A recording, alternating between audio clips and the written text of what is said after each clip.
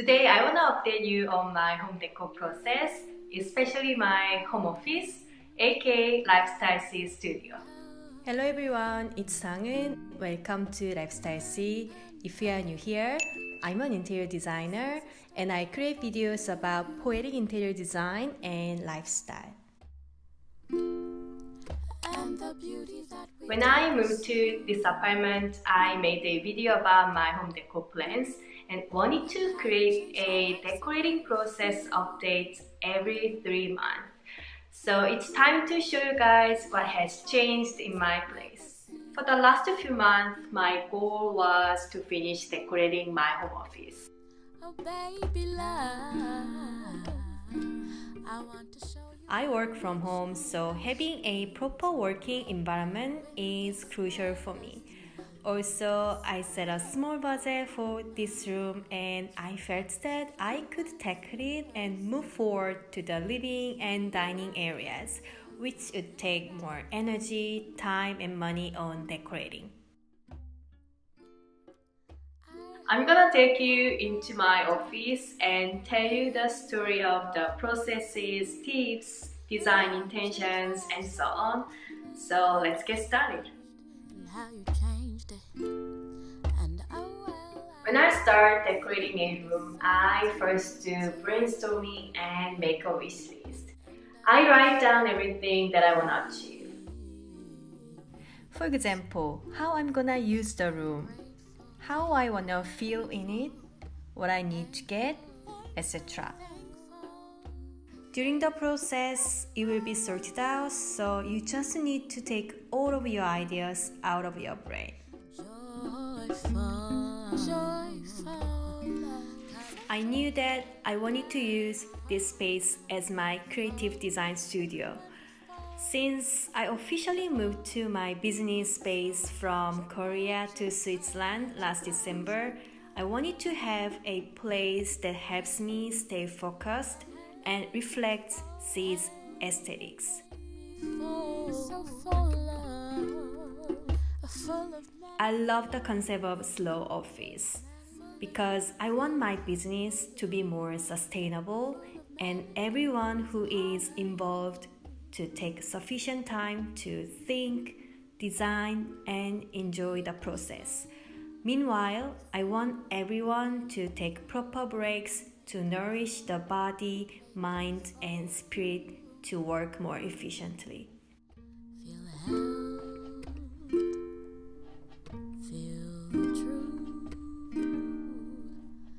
I wanted to achieve a creative studio atmosphere. Overall, I decorated my studio to feel airy and bright, but I added some textures, colors, and patinas in the clean slate to make the mood cozier and softer. You can see most of the furniture and walls are white, but I added some design elements with intentions. Around my desk area, I painted a lime wash paint on the wall, hung a dark gray curtain, and put down a beige rug. I want to feel comfortable and keep the area grounded when I spend hours in front of the computer. I added more neutral colors and textures using mood boards covered with linen. I got this idea from Athena of Isun, and I happen to have some leftover panels and fabric. So I made them myself. With you, my heart is free. With you, I sing. With you, I count 1, 2, 3. Also, I got many vintage pieces, and they brought beautiful patinas. I chose green and a hint of blush pink as accent colors.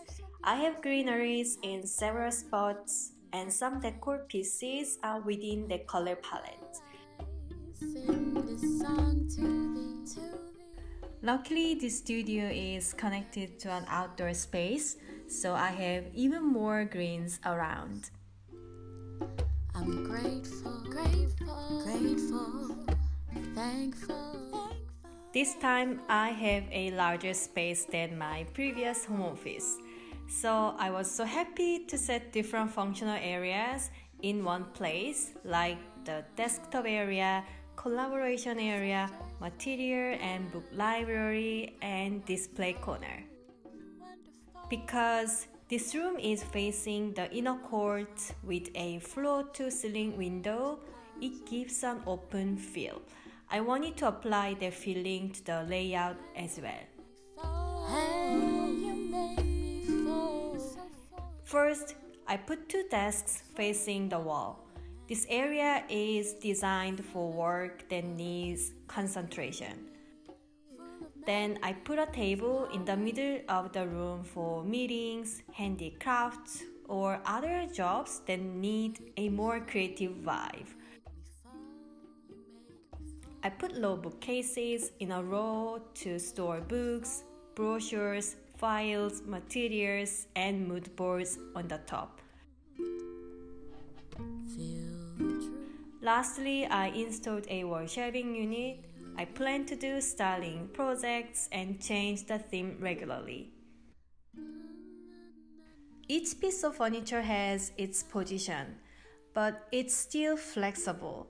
I can fold and move the desk for a special occasion. The mood boards are movable and I can create them on my collaboration table or take them to meetings. This is a story about me and you. This room has the best natural light in my apartment.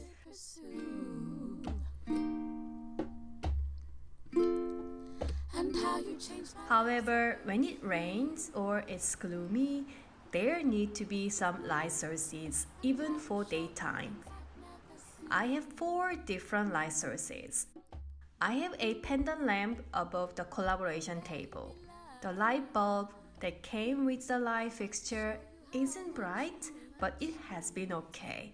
Also, I can change it in case I need more brightness. Then I have a portable lamp next to my computer. I light it up whenever I need a mood booster, which means that I sometimes do this even when it's sunny.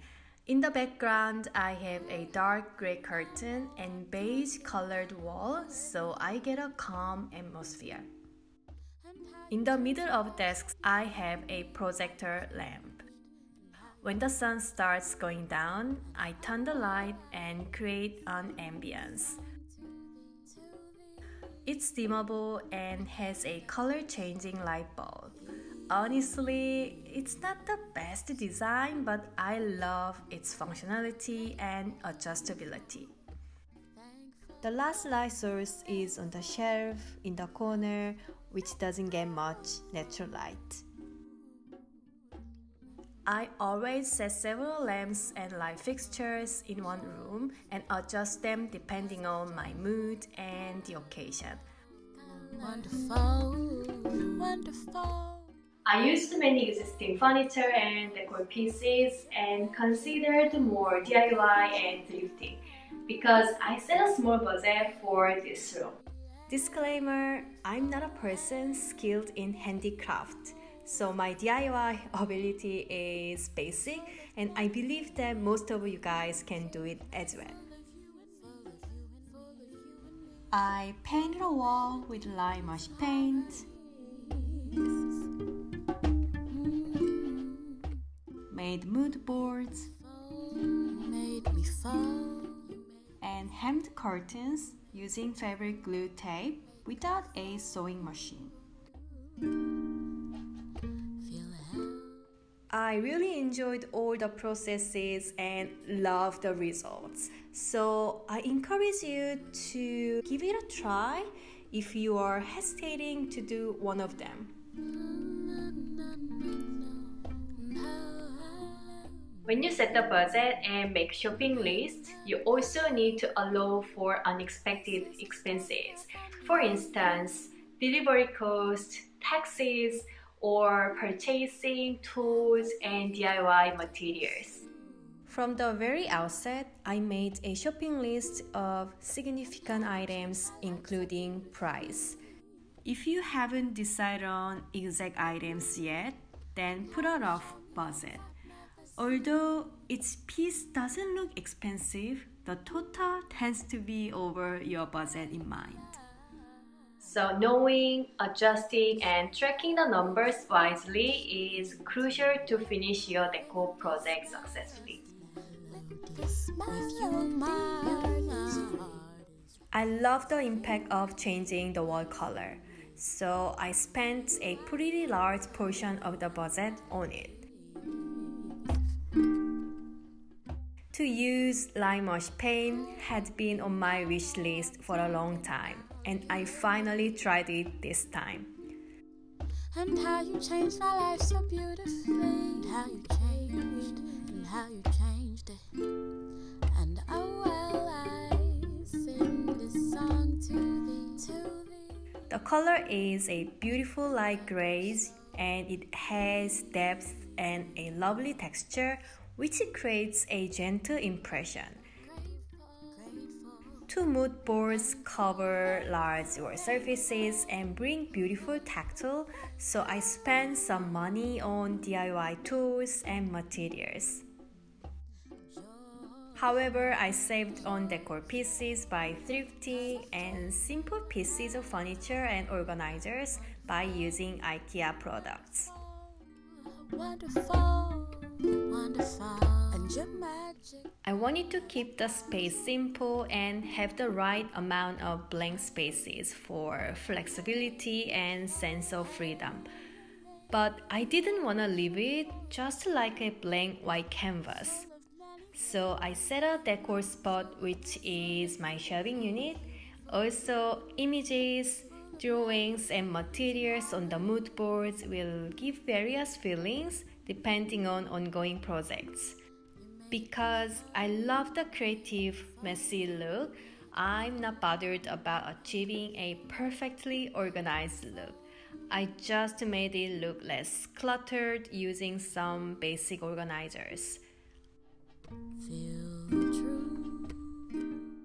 But I did my best to conceal cables and stored scattered paper and little things using boxes, baskets, and magazine holders. I've collected brochures for many years, but these days I'm digitalizing them and creating C's design library so that my team, including me, can access it from anywhere.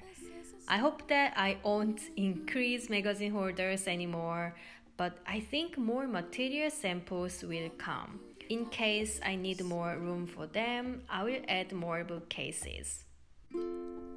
And how you changed my life so beautifully. I made this video because I feel that it's good enough, not because it's perfect. But I made the best choices that satisfy me considering my wish list, budget, and timeline. Knowing the exact time when to finish is essential when you're decorating, and that's what helps you get it done. I love my home office now, but at the same time, I also feel that there is still room for improving this place. So I would say I'd love to come back in a year, but for now, I know that it's time to wrap it up and move forward to the next step. I need to give more love to my open living space from now on. I hope you enjoyed this video. I will leave product information as much as possible in the description box below if you are interested. If you like this video, please give it a big thumbs up and make sure to subscribe to the channel. Thanks for watching and I will see you soon. Bye! Thankful, thankful, thankful.